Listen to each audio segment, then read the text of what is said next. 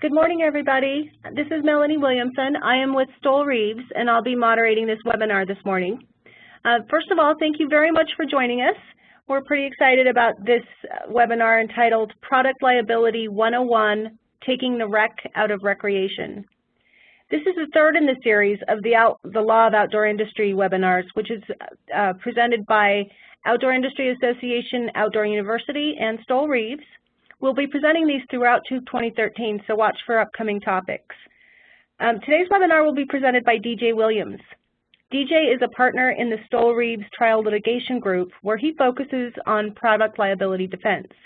He's also the co-chair of Stoel Rives Outdoor Industries Practice Section and is also an avid outdoors person himself. Today I have muted incoming calls, but you can ask questions at any time during the presentation. Please submit questions using the chat feature, and DJ will see them as they come in. This feature should be visible on the right-hand bottom corner of your screen.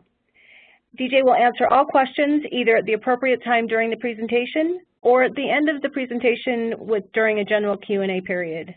With that, I turn the time over to DJ Williams.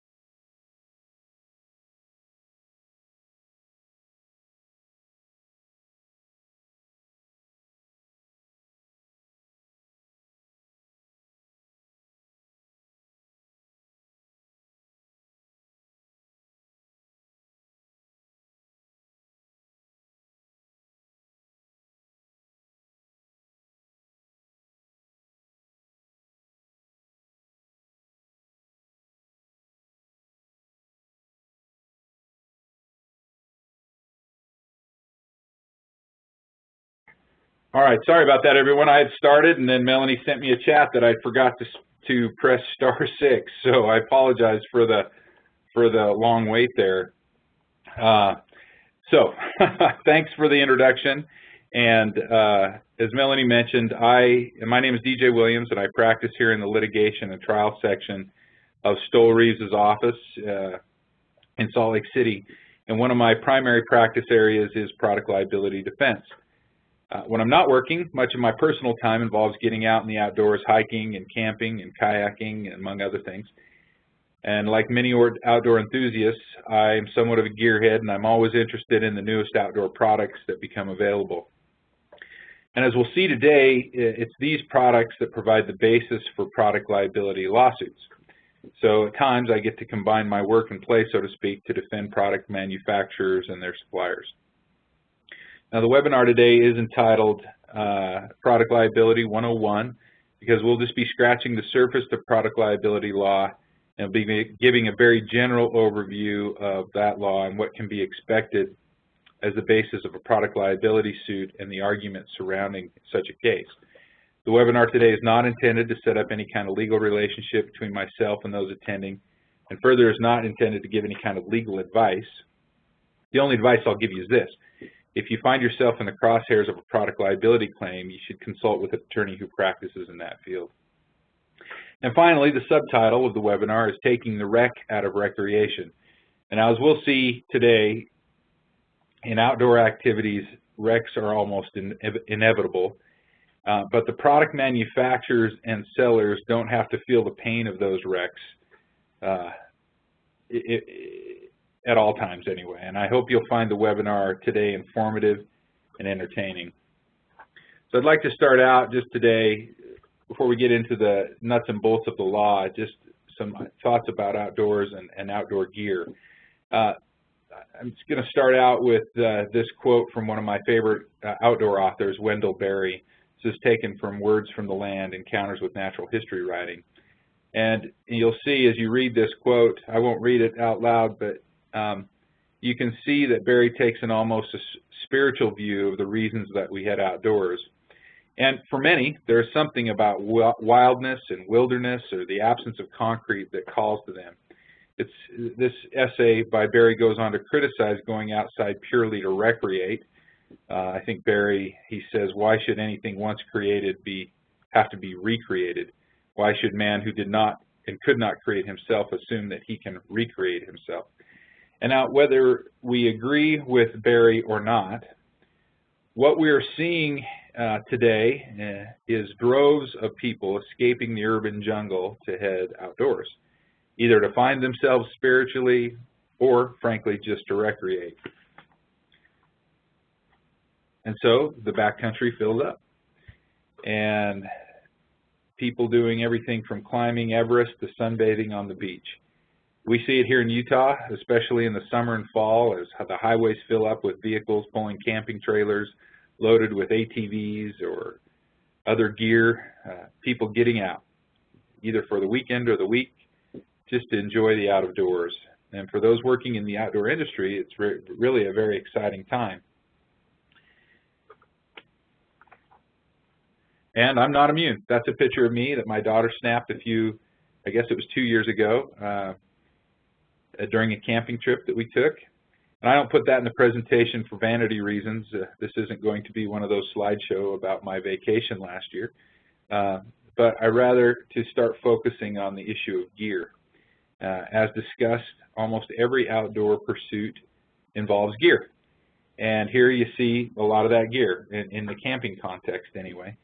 You see a cooler in the foreground, cooking gear, Dutch ovens, a camp stove, a camp kitchen, a propane bottle, outdoor clothing, chairs, there's bins, etc. And for me and for many, having the right gear enhances the outdoor experience. Here's another picture of the family. Okay, maybe this one is for vanity reasons, but I promise it's one of the last ones. This picture didn't come out so good, but again, this is my family in Yellowstone a couple of years ago, and we see what? No, not just some cool camo on me, but more gear. And that's principally camp chairs that we brought, but also in this particular instance, we see gear that was supplied by the campground in the form of a fire ring and a grill. So, as we know, to accommodate the outdoor enthusiast's need and want for more and better gear, an entire industry has surrounded the manufacture, distribution, and sale of outdoor gear. And in fact, that industry is exploded. We just finished the outdoor retailer show here in Salt Lake City, and I was lucky enough to go browse around the show and talk about sensory overload. The product industry associated with outdoor gear is seemingly endless and expands on a weekly basis. And again, very exciting for those of us who have the opportunity to work and play, but in this industry. Given the expansiveness of the outdoor product industry, it pays to specialize, especially on the manufacturing side, but even on the retail side. We see product manufacturers, on the manufacturing side, we see product manufacturers specializing in certain types of gear. For example, in this slide, climbing gear, harnesses, ropes, carabiners, belay devices. We also see specialization on the distribution and retailer sides as stores focus on a certain consumer or audience with a particular outdoor pursuit, such as maybe climbing, as shown in this slide, or backpacking and hiking, as shown here. And we see a range. We see a range from stores like Target or the big box stores such as Target and Walmart, that sell a huge variety of consumer goods, including products from their outdoor department. And then we see kind of a middle ground to stores such as REI or Cabela's that have a range of customers in mind, outdoor customers in mind. And finally, at the other end of the spectrum, we have very specialized stores. I think I heard recently in the little community where I live that we're going to be getting a store that specializes in lightweight camping and hiking gear. And as we'll talk about in a minute, whether you are a Walmart or big box store or a very specialized, unique small store, a product liability claim can come knocking on your door due to a claimed failure or defect in an outdoor product. And these claimed failures, they really come in all shapes and sizes. And one of the issues that particularly arises in outdoor pursuits is a concept that we'll talk about a little more when we talk about some of the cases. But it's a concept called inherent danger. And outdoor activities always carry with them some inherent dangers and risks. Those risks increase or decrease, of course, depending on the activity. So here, lounging on the beach might not carry a huge amount of risk, you know, sunburn, things like that, but especially related to products, lounging on the beach may not carry with it a large amount of risk. As I looked at this picture, I thought, well, maybe somebody could pinch their finger putting their sunshade or umbrella down, something like that. But by and large, I think we can agree that sitting on your towel on the beach, as far as products liability, does not carry a huge amount of risk. But you go to the other end of the spectrum, and there are some people who have a desire and maybe even a need to inject more risk or danger into their lives. And so at this end of the spectrum, as this slide shows, we have the extreme outdoor enthusiasts, such as a base jumper. And this kind of activity, of course, carries all kinds of risk.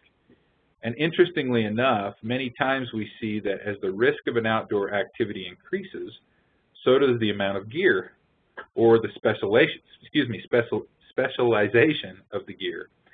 And so this base jumper, we see he's literally clothed in gear, some of which, or much of which, is designed to mitigate the risk of falling and being injured. Here we see more risk and more gear. This slide shows nicely that as times change, of course, gear advances. So the helmet on the climber on the right is much better at protecting the climber's head than the red stocking cap on the climber on the left. And of course, we see the specialization of gear here. We see products that are uniquely designed and manufactured for the climbing industry. And then there's this guy. So with the outdoor enthusiast increasing desire for risk actually comes products that are designed to help people take risks. These product manufacturers are very specialized, and it seems to me that the trick here is to manufacture products to make the user feel like they're taking a great risk, leaping off, for example, leaping off a bridge in Europe wearing nothing but your plaid shorts and a harness hooked to some rubber bands, when indeed they're actually being relatively protected.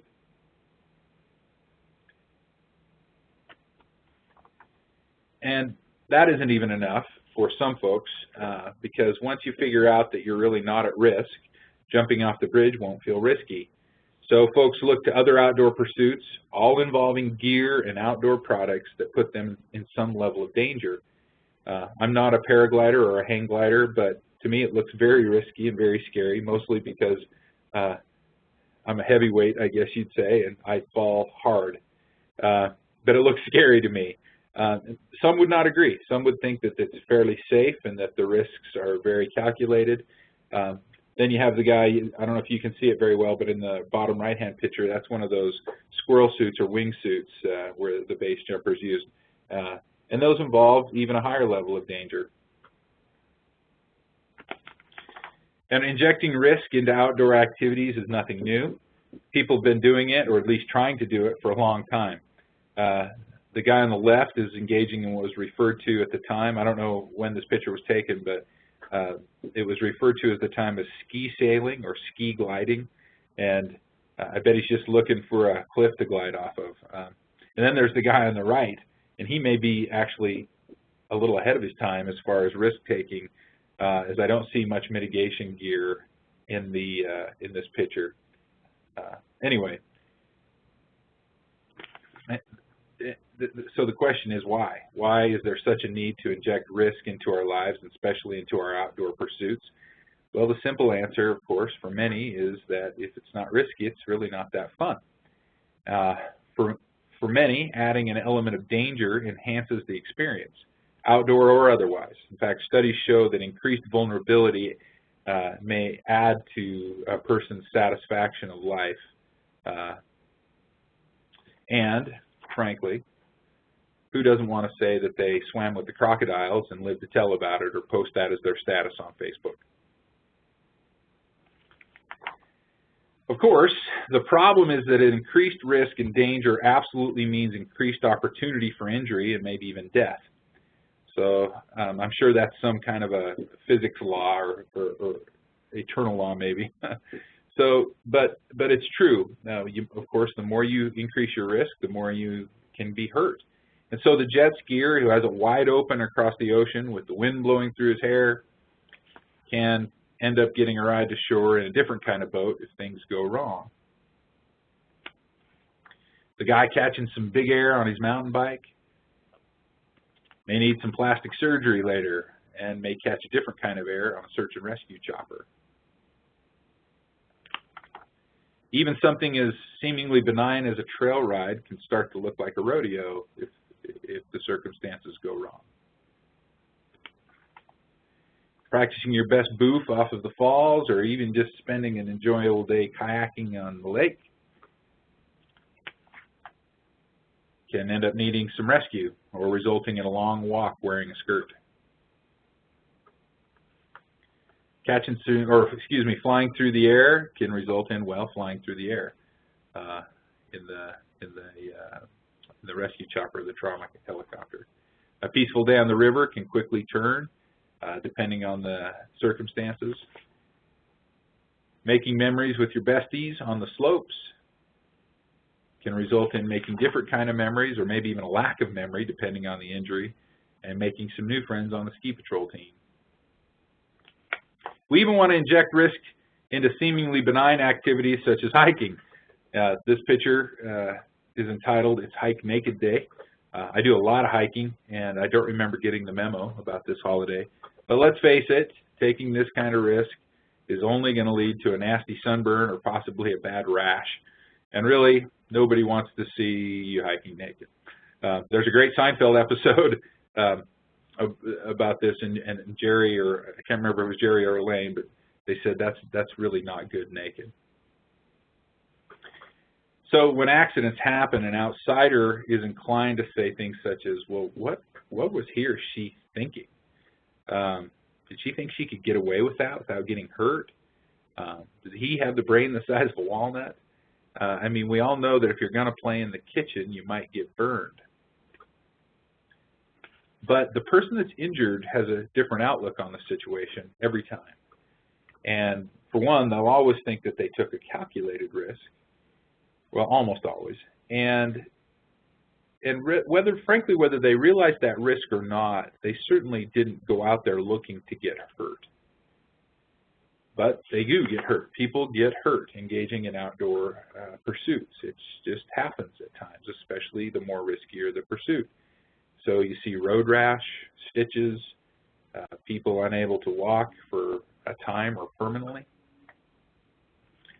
In this particular case, shows a knee replacement. And as these injuries get worse, involving these kinds of operations, of course, they become more expensive to repair. And they're not only more expensive for the person who was injured, but that expense translates into bigger claims for damages in a product liability case. I'm litigating a case right now, in fact, where a man is alleging that a product failed him, which caused a PCL tear in his knee, and therefore he needed a total knee replacement.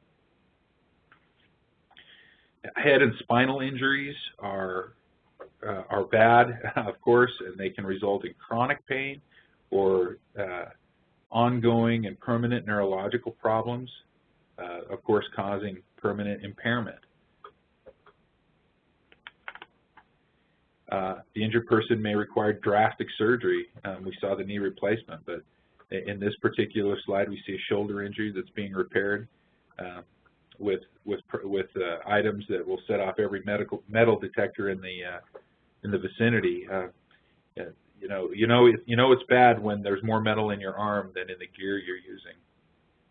And this is all, of course, to help people get back so they can do their normal, what's referred to in case laws, their normal activities of daily life. They can get around, they can take care of themselves. Now, when it all goes wrong and someone ends up in the hospital or even worse, dead, the injured person or the family of the deceased start to ask one question: why? And why did this happen? What caused this? How could it be avoided? And if it is someone else's fault, what will it take to compensate me? And unfortunately, in our very litigious society, the last person that they want to blame is themselves or the person that was injured.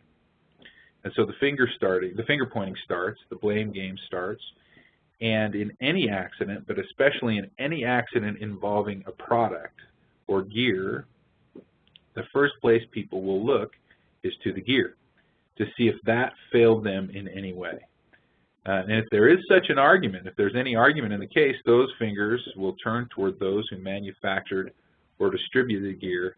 And as we talked about earlier, now they can start feeling the pain of the wreck as well. So with that, let's talk about people who can become potential defendants in a product liability lawsuit. With very few exceptions, anyone engaged in the business of selling or otherwise distributing products faces potential liability for injuries caused by those products. And this means that all of the following in the stream of commerce face potential liability.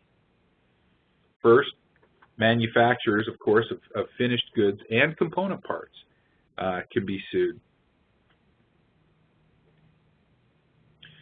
as well as distributors, wholesalers, and retailers of products, whether or not they have actively assembled or prepared the product or advised buyers about its proper uses. People that are in the business of renting or loaning outdoor products with the expectations that they'll be returned to them at the end of some specific term can also be found as defendants in a product liability lawsuit. We've talked about retailers, but sellers of used outdoor products can also be found liable for product defect or product liability. The only sellers on this front that routinely escape product liability are what are referred to as casual sellers, who sell outdoor products in isolated transactions, but not really as regular enterprises.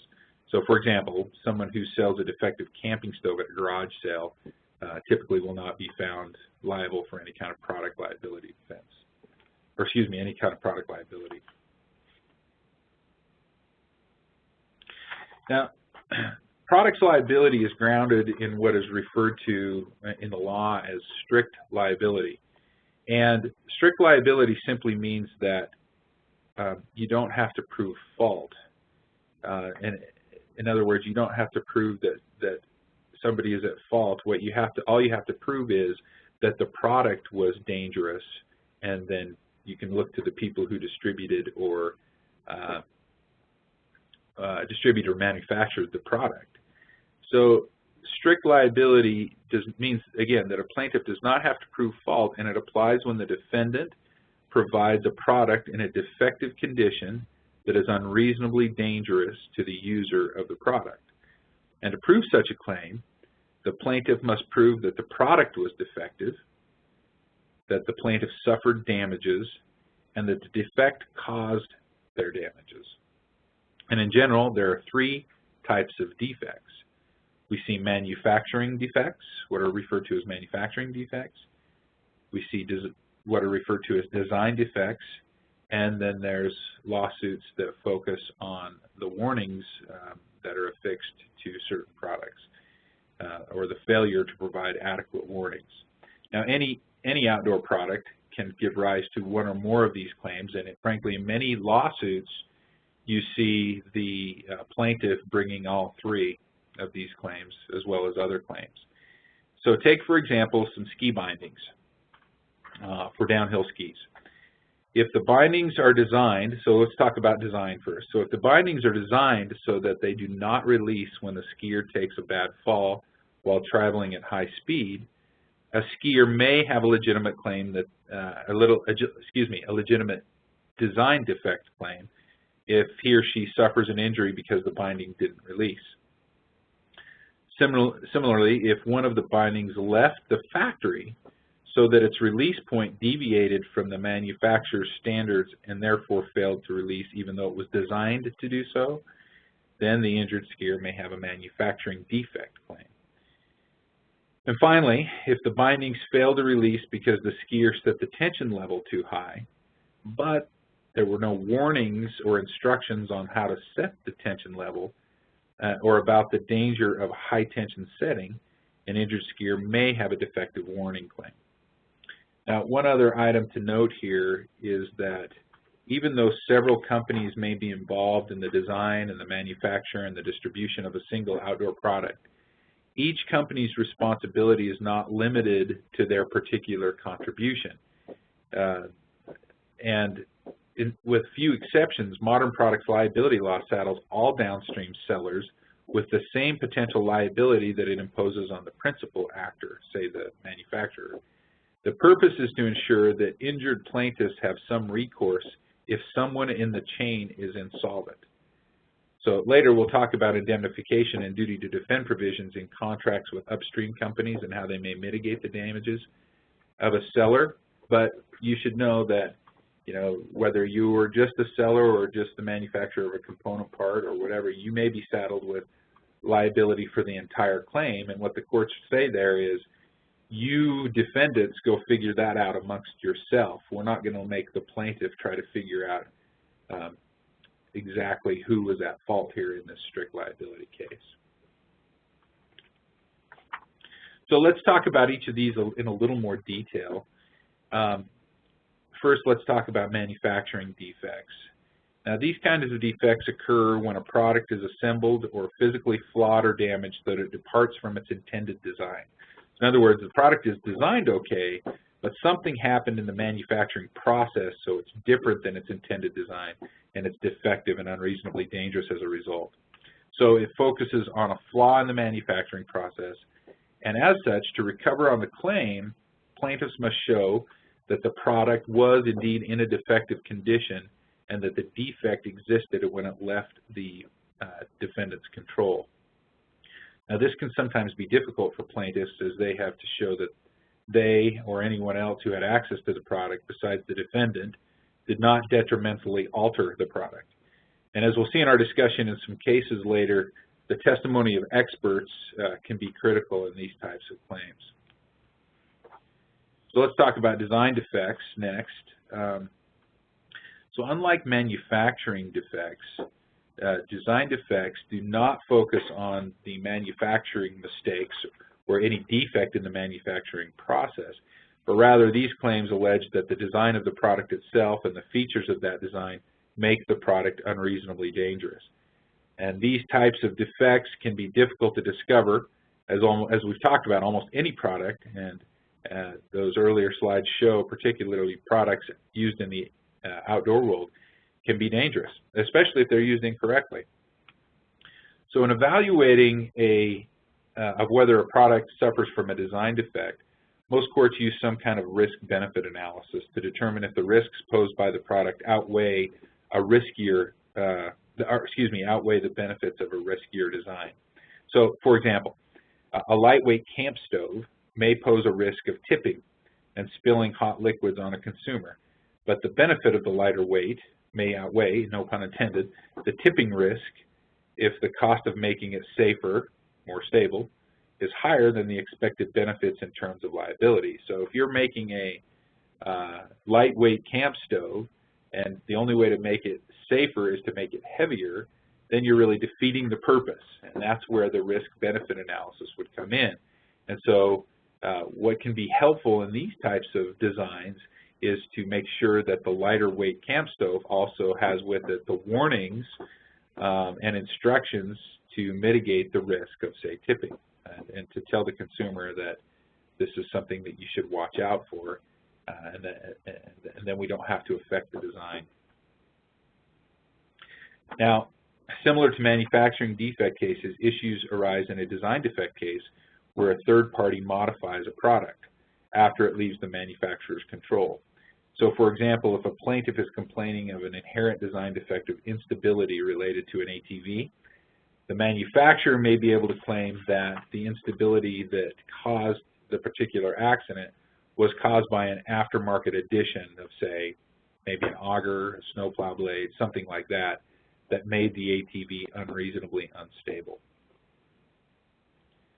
And proof, this is a very important point, proof of a design defect often hinges on usually expert testimony of alternative, safer designs. And in most jurisdictions, design defects exist when the foreseeable, and that's another important point, when the foreseeable risks of harm posed by the product could have been reduced or avoided by the adoption of, again, a reasonable alternative design. Whether a particular design choice was reasonable is left for the jury to decide, and when determining the reasonableness of an alternative design, a jury can consider feasibility and expense, and whether the alternative design would alter the nature of the outdoor activity or deter vigorous participation in that activity. Finally, consumer expectations are often taken into account in determining whether a product is indeed defective, that it has a defective design. A product is unreasonably dangerous when it's dangerous to an extent beyond that which would be contemplated by the ordinary consumer who purchases it, with the ordinary knowledge common to the community as to its characteristics. So basically, if it's more dangerous than the common producer would have expected, then maybe that is a factor, at least, in determining whether it has a design defect. Now let's talk about warning defect cases. The failure to adequately alert consumers to hidden defects, which would be a warning, and to provide information on how to avoid such defects, which are instructions, can lead to claims of warning defects. Now, warning defects are present when either the content of the warning or the method by which the warning is communicated is inadequate to alert the consumer to hidden dangers. The substance and process by which consumers are warned is generally related to the risk that is posed to the consumer. So, the most hazardous defects require the most obvious warnings presented in the most obvious fashion. Now, when it comes to the scope of the duty to warn, the key questions are who, how, what, and when. So first, let's talk about who. The manufacturer of a finished product is usually required to craft the original warning. The downstream parties in the chain are required to transmit that warning with the product. Upstream parties are generally insulated from any omissions by the downstream suppliers. So if the manufacturer does craft a warning and affix it to the product, and the downstream seller removes it or doesn't transmit it, then the manufacturer may be insulated from a warning claim. Downstream sellers that are aware that a warning is not affixed to a product should decline to distribute it or sell it. Let's talk about how. Instructions and warnings should be transmitted to the prospective user in a manner that is calculated to reach the consumer in the ordinary use of the product. And so that doesn't always mean just affixing a label to a product, but can possibly include attaching a leaflet to the product or making instructions and warnings available on the company website. The key here is that the efforts to warn must be reasonable and often calculated according to whether the cost of taking an additional step is worth the benefit to be obtained by doing it. So for example, it's probably reasonable to provide warning labels, instruction booklets, and manuals for a mountain bike, but a personal phone call from the manufacturer to each purchaser of the mountain bike is not necessary. Now, when regard to what should be included, two factors should be considered. You need to think about the risks that necessitate warnings, and then what kind of warnings. So in general, a manufacturer or seller has a duty to warn of foreseeable risks, and again, foreseeable will be important in the first case we'll look at. Foreseeable risks that the consumer does not know about, but which the manufacturer or seller does. The duty arises when the manufacturer or seller knew or should have known of dangers to the users, and the duty requires the manufacturer and seller to take reasonable care to test products to discover risks for which warnings are appropriate. A manufacturer has a duty to keep informed of current scientific knowledge, and warnings are not usually necessary for dangers that are open and obvious. As to the kinds of warnings, a legally adequate warning should attract attention of those that the product could harm. It should explain the mechanism and mode of injury and provide instructions on ways to safely use the product. Adequate warnings will supply information in a way that allows the informed use or non-use of the product in light of serious dangers, and simply warning of a risk might not be enough if the warning does not specify how the danger might occur and what measures should be taken to avoid the occurrence. So for example, a warning that a propane lantern may cause lethal carbon monoxide poisoning should include instructions about where, and more importantly, where not to use the lantern. Now, one thing you should remember if you're the one crafting warnings, that inclusivity is often the best course, and you should always consider the consumer to know very little. And so that's why we see these crazy warnings on some of the products out there, because the product manufacturer is trying to cover all of its bases. Now when, finally. Adequate warnings are to be transmitted with the product at the time of sale. There may be a duty to warn post-sale in special circumstances when risks become known that the user was not aware of at the time of the sale. But if the danger is already accounted for in the prior warning, then there's no duty to warn post-sale. And there's also the subject of recalls, which we won't go into in too much detail. That could be a webinar in and of itself. But recalls are generally required by governmental directive, and if there's a failure to recall, then there may be liability there in the product's liability context.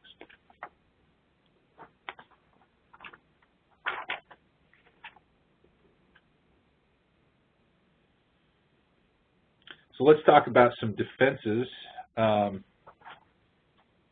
to products liability cases. First is assumption of risk. And bear with me here, my pages are a little out of order. Anyway, with assumption of risk, what we're talking about is that the person the consumer, decides to go ahead and, knowing the risks involved with the outdoor pursuit, decides to take those risks.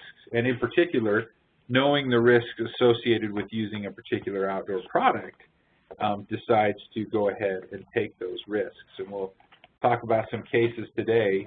If somebody is very knowledgeable about the risks associated with an outdoor product or an outdoor, or the inherent dangers in an outdoor activity, there may be some insulation for the defendant by saying they knew of all the risks and they assumed them, and therefore we cannot be liable.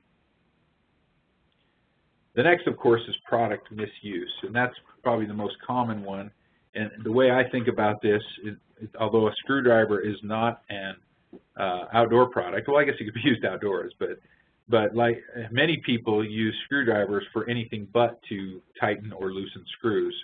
I saw a funny thing on the web the other day that showed a screwdriver and gave alternative names for the screwdriver: pry bar, chisel, things like that. And when you use a product for something other than its intended use or for what it was designed, and something happens, for example, let's say you're prying on a large screwdriver and the metal shatters and metal goes into the eye of the user.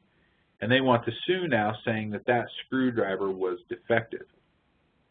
In that particular case, the screwdriver manufacturer or designer would be able to say, no, the screwdriver is not defective for tightening or loosening screws.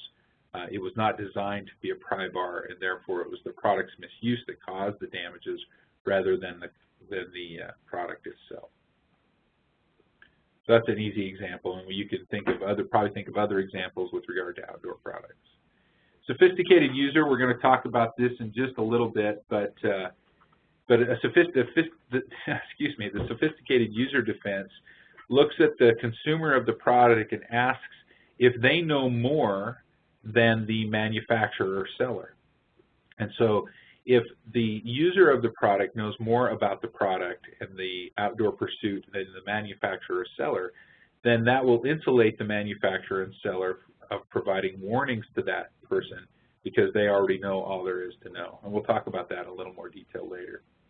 State-of-the-art means this is not always an absolute defense, but it's partially a defense when you can claim that your product complies with the state-of-the-art of all such similar products out there that have been manufactured or designed. So that may help defend as well, showing that you have been vigilant in designing your product. With regard to statutory or regulatory standards, this is usually a minimum requirement that if you comply with these statutory or regulatory standards, at least you can get partway there on defending the design of your product.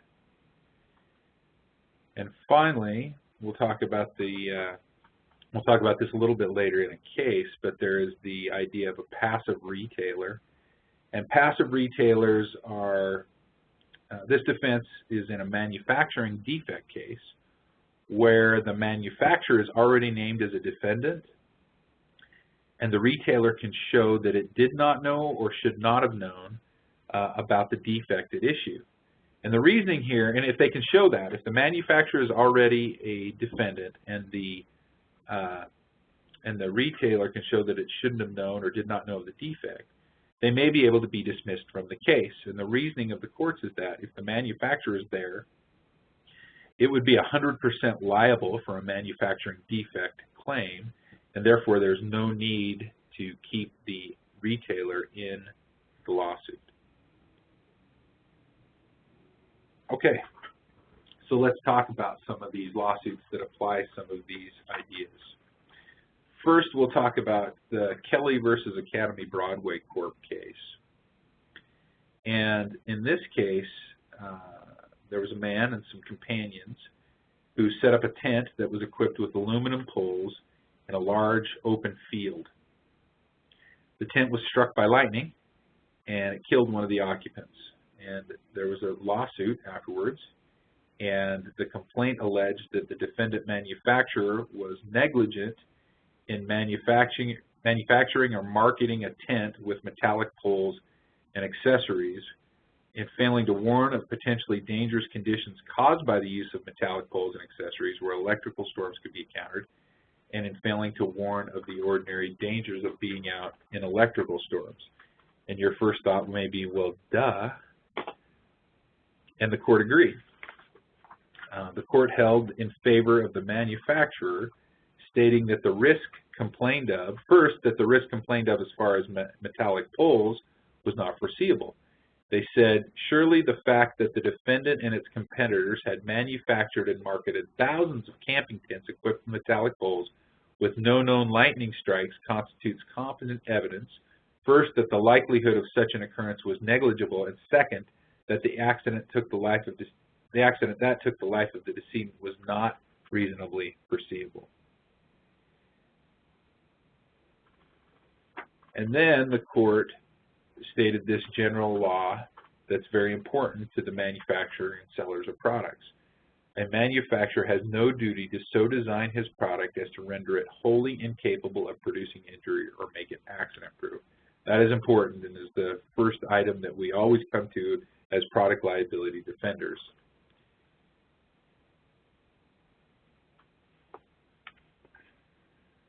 The court also said that because, with regard to the warning claim, the court said that because the risk of a lightning strike is readily apparent, there was no duty for the manufacturers to warn against it. So let's turn, that was kind of some general law that we talked about earlier on. Let's get even more specific. The Hammond case involved a Coleman lantern, Hammond versus the Coleman Company. The facts in this case were that the plaintiff filled his lantern with fuel on the outside of his mobile home, and then he pressurized it with approximately 30 pumps as per the instructions. And then you can probably see where this is going. Then he went inside the mobile home and with the lantern, and he tried to light it.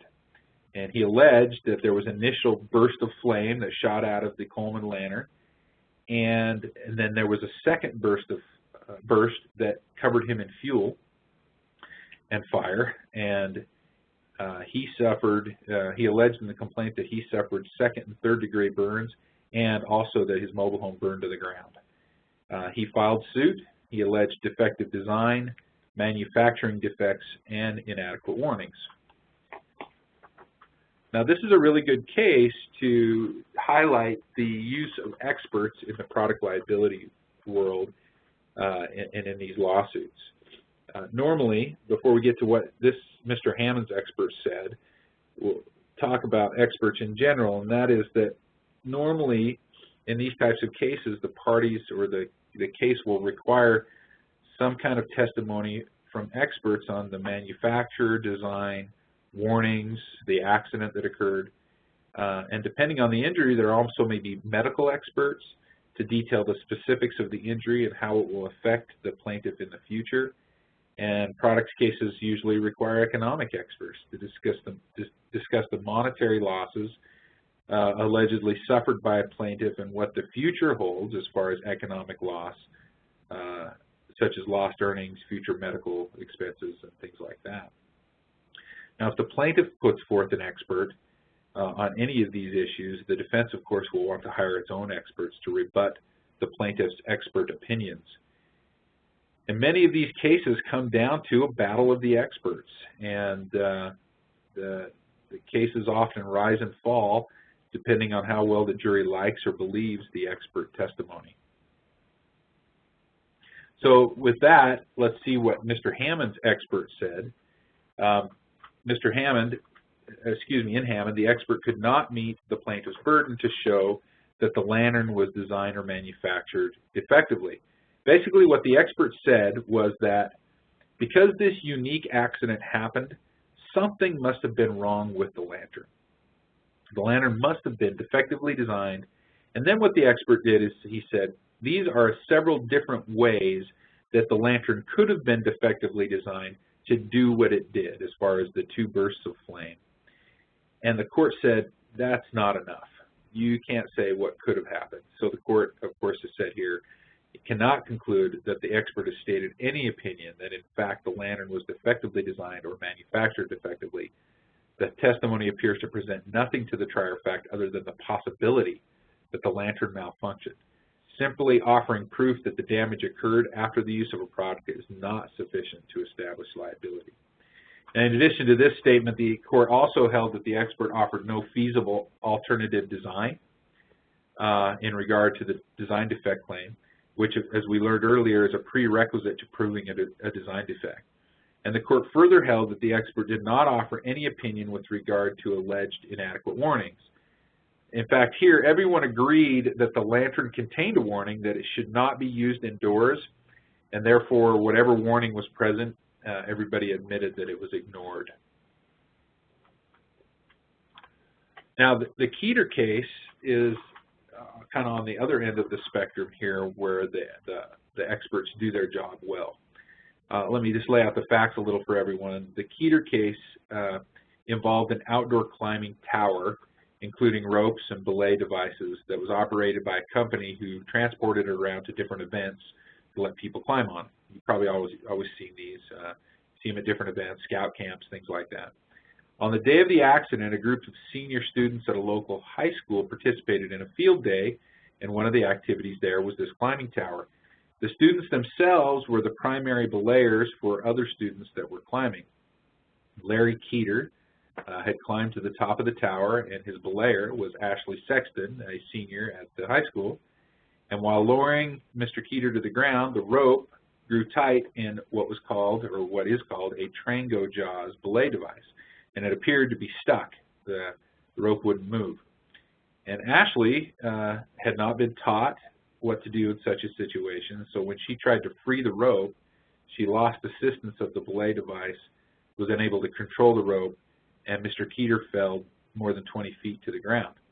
And Keeter sued, stating, among other things, that the defendant manufacturer of the climbing tower was strictly liable for the manufacture and sale of a defective and unreasonably dangerous product.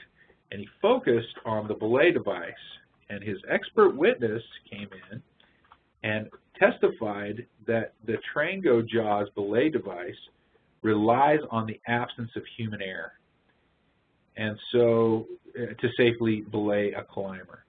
And he explained that it was feasible, there were alternative devices on the market, such as what he called the Gree, I think that's how you say that, device, and that device had an automatic stopping feature.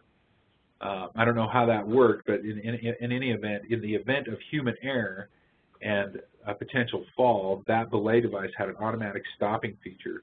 And he said that's particularly important when people who haven't been trained in belaying more than 5 minutes, such as students, when they're belaying climbers, because there is more of a likelihood of human error. And so the court said, yes, you've met your burden of proof. In this case, the manufacturer was trying to be dismissed before the case went to the jury, and the court denied that motion and said, we're going to let you go to the jury on this one because the manufacturer has met the burden of proof as far as showing alternative design. Now, the Altman case is another really good one to show some of the items that we've talked about today. It's interesting, this case involves a very specific wakeboard binding and a boot and an injury to a wakeboarder when he was using that binder. Altman, the plaintiff, he considered himself to be an expert wakeboarder who could perform a wide range of tricks. He knew that leg injuries happen in wakeboarding, and he had even seen others have those kind of injuries, and had even himself suffered a fractured ankle in the past. And on the date of the accident, he was trying to land a trick, and he didn't land it quite like he'd hoped. And he said that the binding, the boot, quote unquote, bent in half, and of course with his foot still inside it. And he testified, and this goes back to kind of the consumer expectations that we talked about. He testified that while it was true that he did not expect the boot to let his foot go, but he also did not expect it to be able to bend in half like it did with his ankle inside of it. Of course, his ankle broke. There were multiple surgeries and therapy to repair the ankle, and he sued for failure to warn of the possibility of this bending and for other defects associated with the boot. Now, the court, with regard to the warning claim, the court stated the law similar to what we saw before. And it said, of course, manufacturers are strictly liable for injuries caused by their failure to warn of known or reasonably scientifically knowable dangers.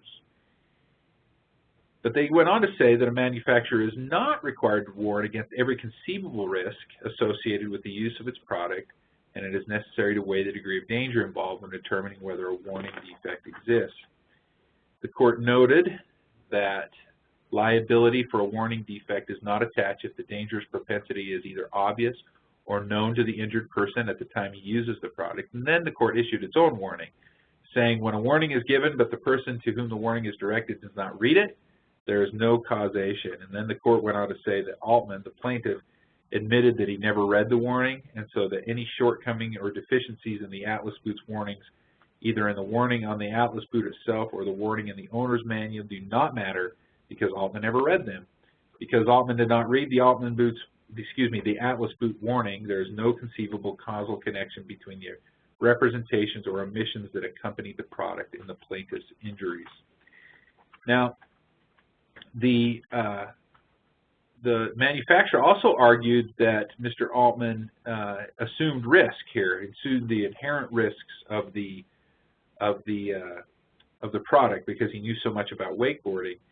And in considering this claim, the court said that the duty of a manufacturer of equipment is to design non-defective equipment, but is also, it can be expressed in the terms is that you shouldn't increase the sport's inherent risk, or in terms of taking reasonable steps to minimize this particular sport's inherent risk while not altering the nature of the sport.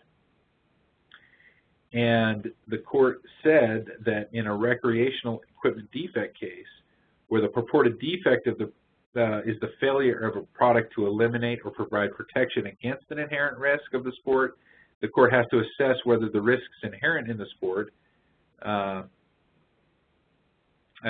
they have to consider those risks as part and parcel in ascertaining the scope of the manufacturer's duty. Of course, inherent means part of or intrinsic to the sport. And the court held that in this case, assumption of risk should go to the jury. And the reason why is because Altman's expert had testified that by creating this boot, which had a stiff lower area and then a soft cuff with no supportive flex transition, the boot in effect acted as an unsupported hinge just above the ankle bone, which of course is the weakest point in the foot to leg connection. And considering the forces that are in effect while attempting to land a trick or when falling, if indeed the Atlas boot created this unsupported hinge above this weak point in the leg, it could reasonably be concluded that such a design actually increases the risk of danger of suffering ankle injuries because it allows the rider to twist, bend, or torque in a way on that weakest point. So, again, in this point, while they dismissed the warning claim, they allowed the design defect claim to go to the jury. I don't have a case for this, but we talked a little bit about the sophisticated user doctrine, and basically, again, this is the doctrine that relieves a manufacturer of liability for failing to warn of a product's latent characteristics or danger when the end user knows or reasonably should know of a product's dangers. It applies where a warning will have little deterrent effect and allows the fact finder to determine that no such duty to warn was owed. The easiest way to think about this is drug manufacturers and doctors. If a drug manufacturer, and this isn't always the case, but I think in many cases, if the drug manufacturer is giving a drug to a doctor who regularly prescribes and treats patients with that and absolutely knows the risks, and let's say the doctor uses that drug and has an accident, the drug affects him differently, there's a side effect or something like that, it would be, the doctor would be referred to as the sophisticated user here. All right, so we're running out of time. Just want to talk about one more case. That's Kemp. It involved a man who was caught on a fishing lure in a store, and in that he sued, saying that the product manufacturer, well, he sued Target is what he did, and Target brought in the manufacturer of the product, saying that their packaging was defective, and then tried to get itself out of the case. And in this case, they said that manufacturers are strictly liable, and that one of the things a product seller can do is that they can get the manufacturer into the case, and then that it says that the seller will be liable if it knew or should have known of the defect in the product, regardless of whether the manufacturer. And so in this particular case, they kept Target in the case because it was a question of fact as to whether it knew about the defects in the packaging or should have known about them. So let's conclude today. I just want to talk just a little bit about some steps to reduce exposure. We talked about these indemnification provisions or duty to defend provisions that downstream sellers can have with their upstream manufacturers. So in those kinds of contracts, what would happen is that the downstream seller would contract with the upstream manufacturer that if there is some kind of a manufacturing or design defect, that the design and manufacturer would defend them in any product liability case. Of course, if you manufacture outdoor products, you should monitor your warnings to assure that they specify how the dangers might occur and avoid those dangers. If you don't manufacture a product, you should still examine whether the product contains adequate warnings. As part of that, manufacturers and sellers, but principally manufacturers, should understand and be informed of current scientific and technical knowledge related to the outdoor products you sell, and test them. Test those products to make sure that you can discover the potential risks. Stay informed of all governmental directives. Quality control for the upstream manufacturer or supplier is important. Remember that the plaintiff has to prove that the defect existed when it left the manufacturer's control. So if there's ways to keep track of lot numbers or serial numbers, protocols, things like that, to show that when it left the control of the manufacturer, it was not in a defective condition. And then finally, in any kind of products liability case, it's really important to get experts on board quickly and start working with them so that they become a part and an advocate for your case, and that they believe in your product. We're going to take some questions here in a minute, but before we do that, Stoel Rives has a publication called The Law of Outdoor Industries. This products liability chapter that we've been talking about today is part of that.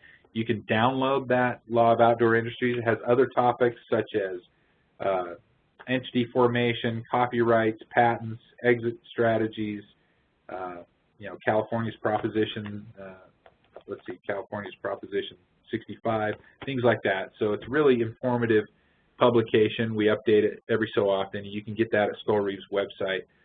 If you want to see the Stoel Rives attorneys that are part of our outdoor industries group and in some of their favorite outdoor pursuits, this is the link you can go to there. Or you can just go to Stoel Rives' website and you'll be able to find it. And that's a picture of me. They're doing one of my favorite activities. This is kayaking on Yellowstone Lake. So with that, I don't have any online questions in the chat room today. I don't know if that's either I've put everybody to sleep or I've done a really good job. But I'll open it up if you'd like to ask me a question. You have to push *6 to become unmuted. And if you have a question, I'd be glad to do my best to answer it.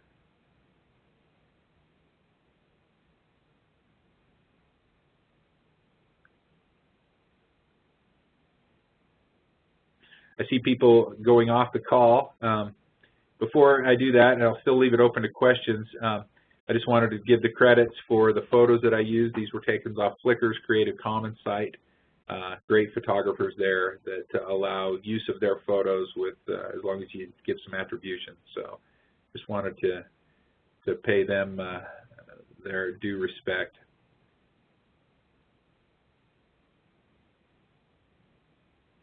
Anyway, I see a few people still on the call, so I'll hang on here if anybody has questions. If you don't have questions that you'd like to say on the call today, or you'd like to ask me a question, please feel free to call the number there or shoot me an email, and again, I'll do my best to answer it and figure out if your specific questions.